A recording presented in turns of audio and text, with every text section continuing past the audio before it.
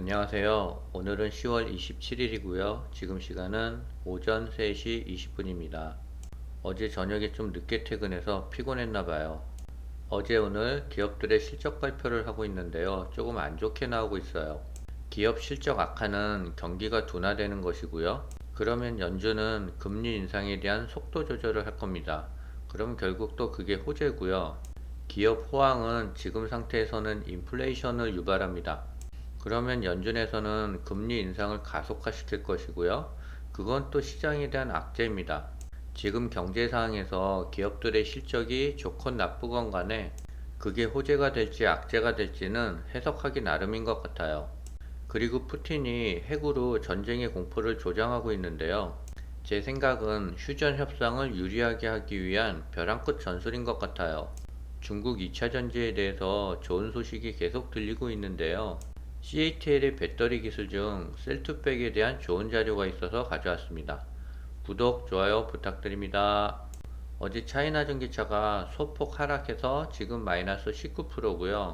XOXL은 1시쯤 소폭 상승하다가 지금은 조금 떨어지고 있어요.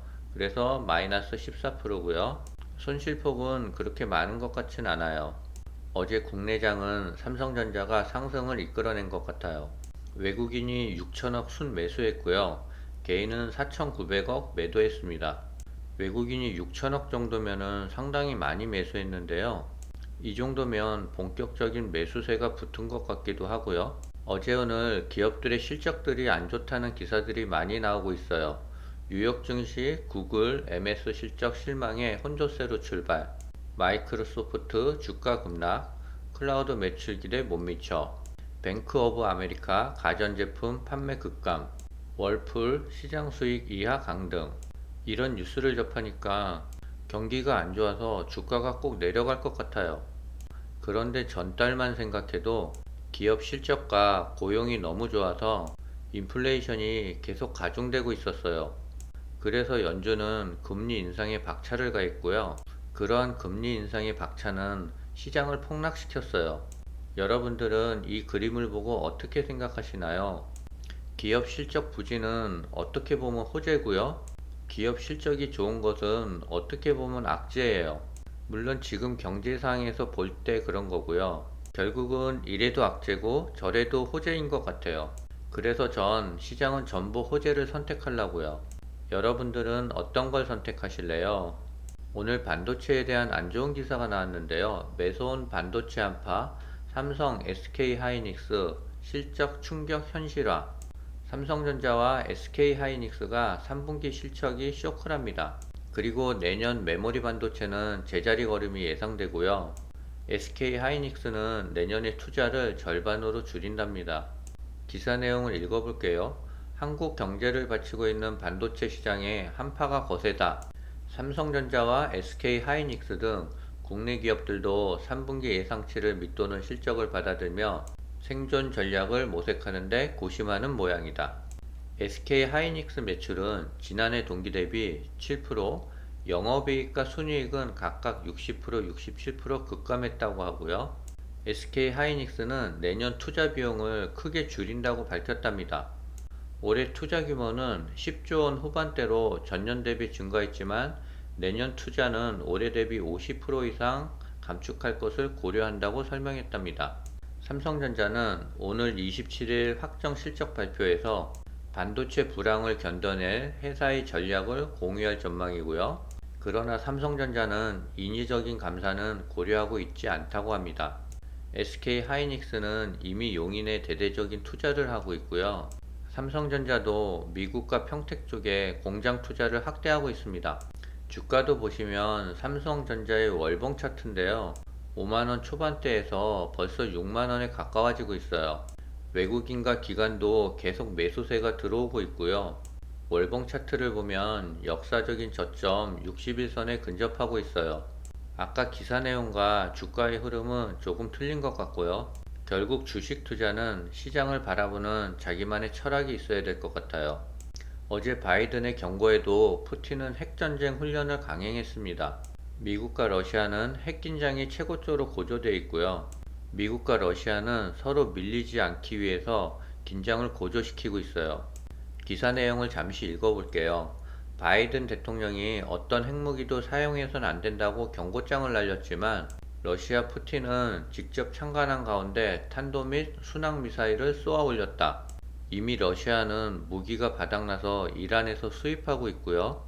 푸틴이 진짜 우크라이나에 핵미사일을 발사할 거면 아무 예고 없이 그냥 했을 거예요. 그런데 지금은 긴장감을 고조시키기 위해서 신용만 하고 있어요. 만약에 푸틴이 핵을 쓴다면은 러시아는 자멸하고요. 푸틴도 얻을 건 하나도 없습니다. 결국 휴전에서 우위에 슬라는 벼랑 끝 전술인 것 같아요. 우크라이나가 휴전 협상에 임하도록 촉구하라고 바이든 대통령을 압박했던 민주당 하원들이 하루 만에 입장을 바꿨다고 합니다. 11월 8일 중간선거를 앞두고 공화당과 같은 목소리를 내는 것으로 보이면서 논란이 확산하자 진화에 나선 것이라고 합니다. 비록 입장을 바꿨지만 그들의 진정한 속마음은 휴전이라고 생각해요. 그리고 미국 국민들도 그렇게 생각하고 있을 것 같고요. 아마 이번 중간선거에서는 공화당이 많은 우위를 차지할 것 같아요. 제 생각에는 우크라이나 러시아 전쟁은 어느 정도 마무리 단계에 와 있는 것 같아요. 만일 러시아와 우크라이나 전쟁이 휴전이 된다면 세계 경제 침체 이슈는 모두 사라지고요. 새로운 경제 성장의 원동력이 될 것 같아요. 여러분들은 이 전쟁이 언제까지 갈 거라고 생각하시나요? 차이나 전기차가 오늘 0.33% 빠졌어요. 시진핑의 장기 집권에 대한 악재도 조금씩 희석되는 것 같고요. 쌍바닥 저점을 잡을지 아니면 조금 더 흘러내릴지 그거는 지켜봐야 될 것 같아요. 그림의 하살표는 저희 희망사항이고요. 이렇게만 되면 얼마나 좋을까요? 어제 차이나 전기차 구성 종목에 대한 주가의 흐름인데요. 10월 26일자인데 날짜를 수정 못한 것 같아요. 구성 종목 전체를 봤을 때는 하락폭과 상승폭이 전체적으로 양호한데요. 맨 밑에 두 애들이 반평균을 깎아내린 것 같아요. 앞으로 분발하지 않으면 좀 혼쭐이 나야 될 것 같아요. 오늘 CATL에 대해서 좋은 기사가 나왔는데요. 현대차가 중국산 배터리 물량을 2배 이상으로 확대를 검토하고 있답니다. 기사 내용을 읽어볼게요. 현대자동차가 중국산 배터리 물량을 더 늘리는 방안을 검토 중에 있다. 올해보다 더 많은 배터리를 내년에 들어올 계획을 세우고 있다. 미국 인플레이션 감축법 영향을 받지 않는 국내와 유럽 시장의 전기차 공급 확대를 대비한 움직임으로 풀이된다. 내년 중국 CATL에서 들어오는 전기차 배터리 물량 확대 방안을 검토하고 있는 것으로 전해졌다. 현대자동차 그룹이 CATL 배터리를 활용하는 것은 조달처 다변화와 함께 전기차 전환의 속도를 내기 위한 것이다. 국내 전기차 연간 생산량을 2030년까지 144만 대로 대폭 늘릴 계획에 있기 때문이다. CATL은 LG 에너지 솔루션, SK온, 삼성 SDI 등 국내 배터리 3사보다 저렴한 배터리 공급이 가능할 것으로 알려져 있다. 현대모비스는 CATL과 배터리 팩 기술 협력을 진행하고 있는데요. 셀투팩이라고 불리는 기술이라고 합니다. 셀투팩 기술은 CATL이 테슬라 전기차에 배터리를 제공할 수 있었던 결정적 기술이다. 지난해 현대모비스가 CATL로부터 셀투팩 기술 라이센스 계약을 체결했다고 합니다. 셀투팩 기술은 꿈의 배터리 기술이라고 하는데요. 간략하게 한번 알아볼게요. 배터리는 배터리 셀과 배터리 모듈, 배터리 팩으로 구성되어 있어요. 배터리 셀은 충전 방전하여 사용할 수 있는 배터리의 기본 단위고요. 배터리 모듈은 배터리 셀을 외부 충격과 열, 진동 등으로부터 안전하게 보호하기 위해서 일정한 개수로 모듈화하여 한 개의 프레임에 구성한 배터리 조립체라고 합니다. 배터리 팩은 전자관리 시스템, 냉각 시스템 등의 제어, 보호 시스템의 장착하여 완성된 형태고요. 구조를 살펴보면요. 배터리 최소 단위 배터리 셀을 12개에서 48개까지 모듈에 담아 배터리 팩에 차곡차곡 배치시켜서 팩을 자동차에 장착하는 방식이고요. 여기서 셀투팩 기술은 기존 공정에서 배터리 모듈 없이 전기차에 바로 장착하는 배터리 팩을 제조하는 기술이라고 합니다. 셀투팩 기술은 매우 높은 기술적 난이도가 요구된다고 하고요. 위의 그림은 셀투백 기술이 적용되지 않은 배터리인데요. 사진에 보시면 은색으로 보이는 게 알루미늄 모듈인데요. 그 안에 배터리 셀이 들어가 있습니다. 만약 저 알루미늄 모듈이 없으면은 배터리 셀은 외부 충격에 약해서 화재가 나거나 파손될 거예요. 그런데 셀투백 기술은 저 알루미늄 모듈을 다 없애는 거고요. 그러면 무게도 가벼워지고요. 배터리 셀이 더 많이 장착될 수가 있어요. 배터리 셀이 더 많이 장착되면은 자동차 주행거리가 더 올라갑니다.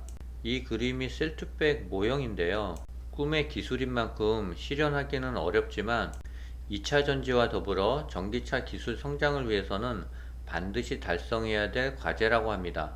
지금 시간은 5시인데요. 미국 증시는 조금 떨어지고 있어요. 저는 조금 더 자고 일하러 가야 될 것 같아요. 감사합니다.